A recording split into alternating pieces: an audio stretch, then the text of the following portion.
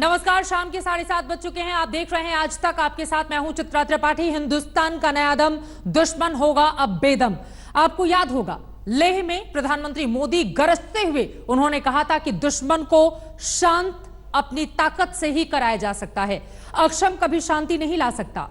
इन सब के बीच भारतीय फौज की पूरी तैयारी है, वहीं वायुसेना की ताकत और महारत भी बढ़ती हुई चली जा रही है। भारतीय वायुसेना के बेड़े में 5 और नए जंगी अपाचे हेलीकॉप्टर शामिल किए गए हैं, जो बड़ी खबर है। और इससे ही चिनूक भी इसमें सामने आ गए हैं। एक एक करके उनके बारे में आपको हम जानकारी देने के लिए जा रहे हैं। सबसे पहले अपाचे हेलीकॉप्टर के बारे में आपको बताएंगे। अमेरिका से आए हैं 5 नए अपाचे हेलीकॉप्टर। वायुसेना की ताकत को बढ़ाने की एक कोशिश हिंदुस्तान की, और एक ऐसे वक्त में जब पड़ोसी आंखें दिखा रहा हो, बहुत जरूरी हो जाता है। सबसे ताकतवर अपाचे भारत के पास इस वक्त AH-64E अपाचे हेलीकॉप्टर्स हिंदुस्तान की ताकत में शुमार हो चुके हैं। अब भारत के पास एक दो नहीं, पूरे 22 अपाचे हेलीकॉप्टर हैं, जो अपने आप में एक बड़ी कामयाबी हिंदुस्तान के लिहाज से। 22 अपाचे हेलीकॉप्टर को वायुसेना ने अपनी ताकत बना लिया है।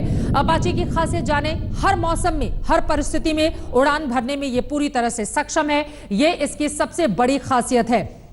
मौसम किसी भी तरह का हो, परिस्थिति कैसी भी हो, हर तरह से यह उड़ान भरने में सक्षम है। इसकी नोज पर सेंसर जो है उसका निशाना अचूक है, जो इसको और ज्यादा मजबूत बनाता है। आधुनिक मिसाइल निशाना साधने में यह पूरी तरह से सक्षम है। अपाचे की खासियत के बारे में आपको हम जानकारी दे रहे हैं। नुकसान सहकर भी यह अभियान जारी रखने में समर्थ है, यानी कि अगर इसको किसी तरह का नुकसान हो भी जाता है, फिर भी यह पूरी तरह से अपना अभियान जारी रखने में समर्थ है। अपाचे के बारे में हमने आपको जानकारी दे दी। चिनूक हेलीकॉप्टर के बारे में जानिए। 5 और हैवी लिफ्ट चिनूक हेलीकॉप्टर वायुसेना को मिल चुके हैं, जो आज की बड़ी खबर है। अब भारत के पास 15 हैवी लिफ्ट चिनूक हेलीकॉप्टर शामिल हो चुके हैं। ये बड़ी जानकारी निकलकर सामने आई है।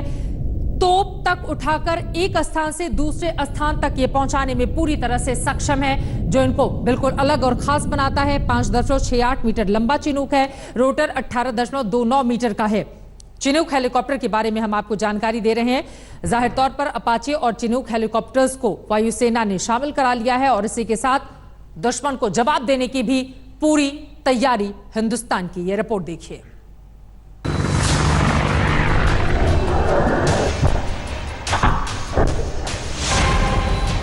आ गई दुश्मनों के काल की पूरी खेप। भारतीय वायुसेना को मिले सभी 22 अपाचे।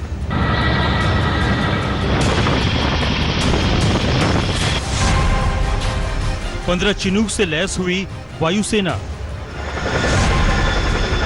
5 चिनूक की आखिरी खेप आने से सशक्त हुई सेना।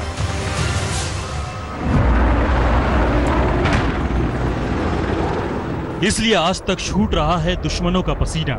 दुनिया के सबसे अत्याधुनिक जंगी हेलीकॉप्टर अपाचे के लिए क्या डील थी, कब आखिरी खेप आई है और कहां इसकी तैनाती हुई है, इसके बारे में आपको बताएंगे।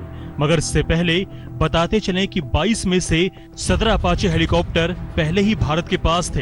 इनके पराक्रम ने चीन के दांत खट्टे किए हैं। आज जो चीन भक्ति रस में भीगा शांति दूतों की तरह जो गीत गा रहा है, वो अपाचे जैसे भारत के सशक्त सैन्य उपकरण और अडिग नेतृत्व का नतीजा है।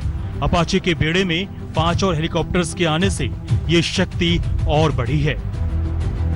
अपाचे हेलीकॉप्टर्स ने अफगानिस्तान में अपनी क्षमता दिखाई थी।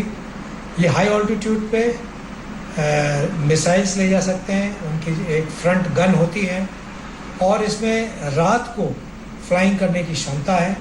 पायलट के लिए नाइट विजन डिवाइसेस हैं, नाइट विजन गॉगल्स हैं, और इसके जो रोटर है उसके ऊपर एक रेडार लगा है, मिलीमेट्रिक वेव रेडार। ये जो रेडार है वो बहुत दूर तक टारगेट्स देख सकता है। भारत ने अमेरिका के साथ 22 अपाचे का करार किया था। इनमें से 17 की डिलीवरी पहले ही हो गई थी। आखिरी 5 अपाचे भी आ गए हैं। इनकी तैनाती हिंडन एयरबेस पर की गई है। 15 चिनूक हेलीकॉप्टर्स की भी डील थी, जिनमें से अंतिम 5 भी अब भारत के पास आ चुके हैं।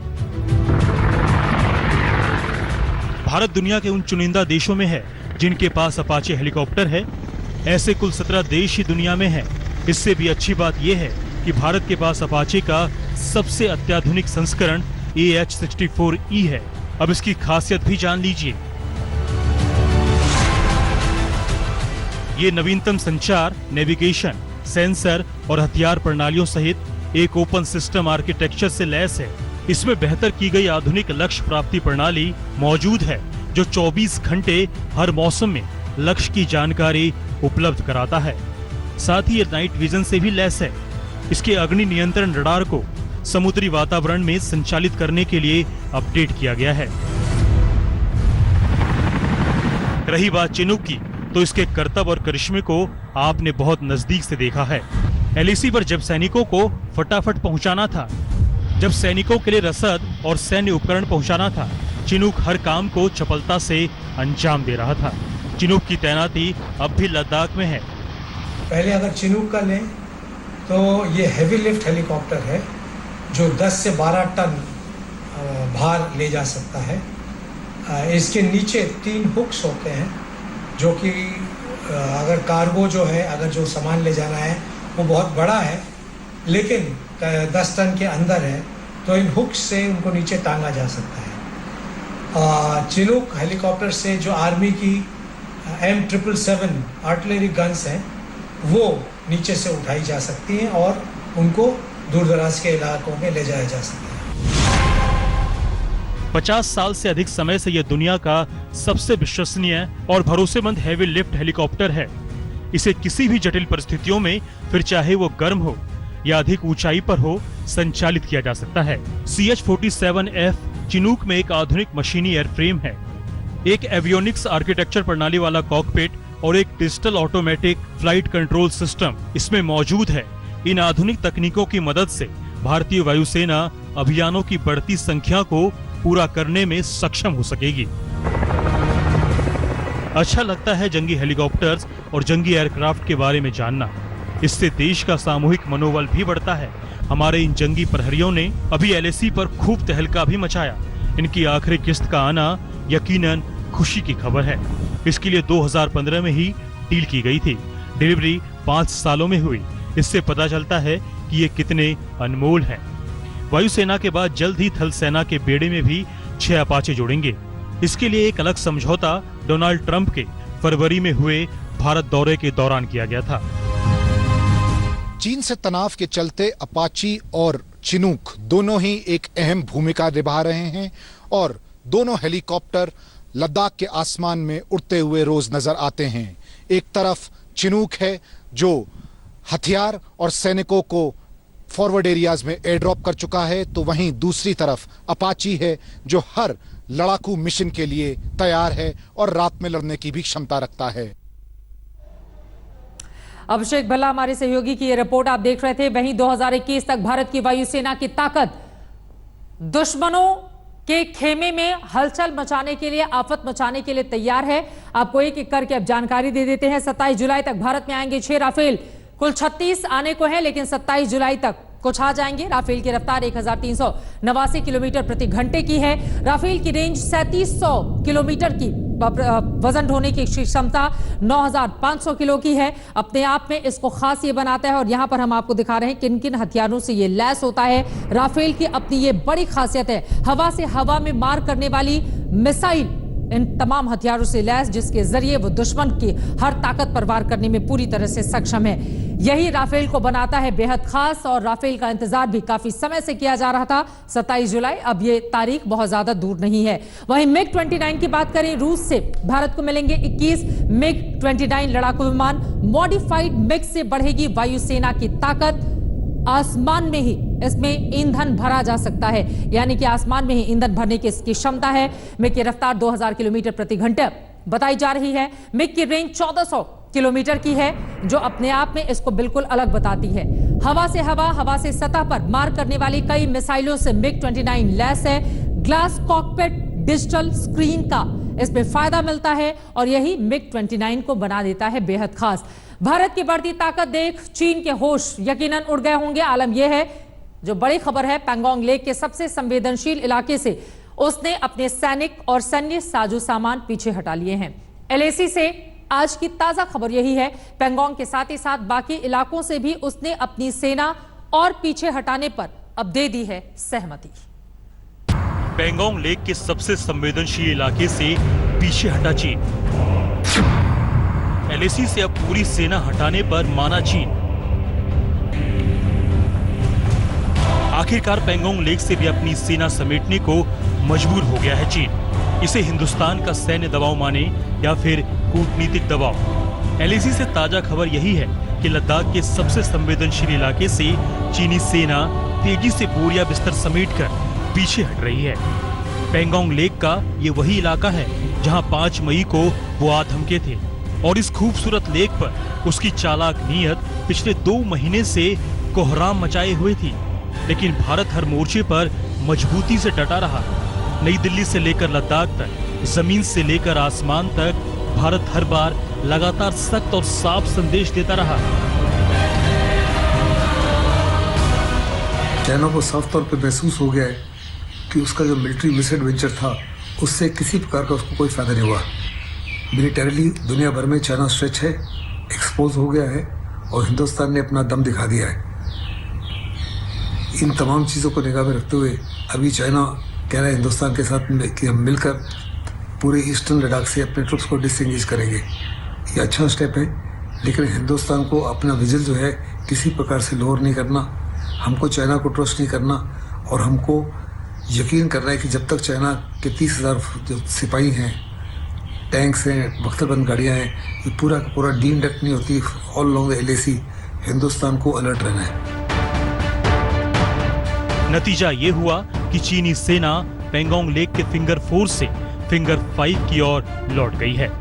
चीनी सेना की वापसी के बाद भारतीय सैनिक भी फिंगर 4 से थोड़ा पीछे हटे हैं। भारत शुरू से ये कहता रहा है कि चीनी सेना को 5 मई से पहले की स्थिति बहाल करनी ही होगी और फिंगर 8 तक लौटना होगा। वापसी की प्रक्रिया शुरू हुई थी राष्ट्रीय सुरक्षा सलाहकार अजीत डोभाल और चीन के विदेश मंत्री के बीच बातचीत के बाद से। सबसे पहले चीनी सेना गलवान घाटी के पेट्रोलिंग पॉइंट 14 से पीछे हटी थी। इसके बाद उसे पेट्रोलिंग पॉइंट 15 और 17A से पीछे हटना पड़ा था। इसके बाद चीनी सेना कोगरा और हॉट स्प्रिंग से 2 किलोमीटर पीछे चली गई थी। सूत्रों की माने तो कोर कमांडर स्तर की एक और बैठक जल्द हो सकती है, जिसमें सेनाओं के पीछे हटने के हालात की समीक्षा होगी। इससे पहले 30 जून को हुई बैठक में तनातनी दूर करने के लिए सेनाओं की वापसी का एक रोड मैप तैयार किया गया था। भारत के सामरिक, राजनीतिक और आर्थिक दबाव के बाद चीनी सेना लद्दाख के ज्यादातर इलाकों से पीछे हट गई है। फिलहाल दोनों सेनाओं ने इस इलाके को नो पेट्रोलिंग जोन में तब्दील किया है, लेकिन भारत की कोशिश है कि चीनी सेना पूरी तरह से अपने परमानेंट लोकेशन पर वापस जाए और इस बीच भारत अपने सैन्य दबाव को चीन पर लगातार बनाए रखना चाहता है। इस बीच कूटनीतिक स्तर पर भी ये दोनों देशों के बीच विवाद सुलझाने की कोशिश तेज हो गई है। शुक्रवार को वीडियो कॉन्फ्रेंसिंग के जरिए दोनों देशों के विदेश मंत्रालय के संयुक्त सचिव आमने सामने बैठे और समझौतों के मुताबिक सीमा पर शांति बनाने और सैनिकों के बीच टकराव खत्म करने पर सहमति जताई। वहाँ पर थोड़ी छटाई शुरू हुई है, थोड़े वहाँ पर सोल्जर्स कम होने शुरू हुए हैं, थोड़े सोल्जर्स वो कम पीछे लेकर गए हैं और मुझे पूरी उम्मीद है जो सभी उनके जो सोल्जर्स हैं, सैनिक हैं, वो पीछे चले जाएंगे पैंगोंग लेक में भी। बदलते मौसम और हालात में एलएसी पर बेशक सेनाओं के बीच भी बदलाव की बयार बह रही हो, लेकिन भारत इस बार पूरी तरह सतर्क है क्योंकि उसके पड़ोसी की चाल और चरित्र हमेशा से दागदार रहे हैं। आज तक ब्यूरो। इस बीच WHO का जांच दल चीन पहुंच रहा है। यह दल कोरोना की उत्पत्ति के बारे में पता लगाएगा। जाहिर है निष्पक्ष जांच से चीन पर बड़ी आंच भी आ सकती है, लेकिन सबसे बड़ा सवाल यही है कि क्या चीन निष्पक्षता से जांच होने देगा। शुरू हुई कोरोना वायरस की उत्पत्ति की जांच, अब आएगी चीन पर असली आंच। अब से चंद घंटों में WHO का जांच दल चीन के वुहान शहर पहुंच रहा है। वही वुहान जहां से निकले कोरोना वायरस ने पूरी दुनिया को त्राहिमाम करा दिया। तो क्या अब त्राहिमाम करने की बारी चीन की है? क्या पता लग जाएगा कि चीन ने कैसे बांटा दुनिया में कोरोना वायरस? सबसे पहले तो आपको बताते चलें कि WHO के जांच दल में किस तरह के विशेषज्ञ हैं। WHO की एडवांस टीम में कुल जमा 2 सदस्य हैं। दोनों सदस्य महामारी विशेषज्ञ हैं और जानवरों को होने वाले रोगों के गूढ़ ज्ञान से लैस हैं। WHO ने इन्हें पूरी आजादी दी है। जांच के दौरान WHO का कोई भी सदस्य इनसे संपर्क नहीं साधेगा, यानी उन्हें किसी की दखल या खलल का सामना नहीं करना पड़ेगा। They've gone. They're in the air now, and they are the advanced party that's to work out the scope. And then later, when the nature of the mission, the scope, all those exact bits of information you want, when that's determined, you'll be informed. WHO की सालाना बैठक में 116 देशों ने चीन के खिलाफ जांच की मांग की थी। सबने चीन की दलीलों और WHO की बातों को मानने से इनकार कर दिया था। इल्जाम ये कि वायरस वुहान वायरोलॉजी लैब से निकला था। अमेरिका यहां तक दावा करता रहा है कि उसके पास इसके पुख्ता सबूत हैं। फिलहाल जो टीम गई है वो चीन के दावों की पड़ताल करेगी। चीन कहता रहा है कि वायरस वेट मार्केट से निकला था, यानी वुहान के उस बाजार से जहां कीड़े मकोड़े जानवरों का गोश्त बेचा जाता है। One of the big issues that everybody's interested in, and of course that's why we send an animal health expert, is to look at whether or not it jumped from species to a human, and what species it jumped from. We know it's very, very similar to the virus in the bat, but did it go through an intermediate species? So this is a question we all need answered. पता नहीं इस जांच को कितना निष्पक्ष मानेगी दुनिया, क्योंकि यहाँ भी एक पेच है। जांच दल चीन के विशेषज्ञों के साथ मिलकर काम करेंगे, सैंपल इकट्ठे करेंगे, यानी इस जांच से आज का खतरा जितना चीन पर है उतना ही WHO की सेहत पर भी। आज तक ब्यूरो। तो लगातार आप देख रहे हैं किस तरह से भारतीय वायुसेना अपनी ताकत बढ़ाती हुई चली जा रही है। आन बान शान इन्हीं से है हिंदुस्तान की, और उसी की बड़ी तस्वीर हम आपको दिखा रहे थे अपनी पेशकश में। एक छोटे से ब्रेक के बाद हम फौरन लौटेंगे। आप देखते रहिए आज तक। नमस्कार, मैं हूं अंजना ओम कश्यप। हमें उम्मीद है ये वीडियो आपको पसंद आया होगा। लेटेस्ट खबरों के लिए यूं ही देखते रहिए आज तक, और इस वीडियो के पसंद आने पर लाइक, शेयर एंड सब्सक्राइब करना ना भूलें।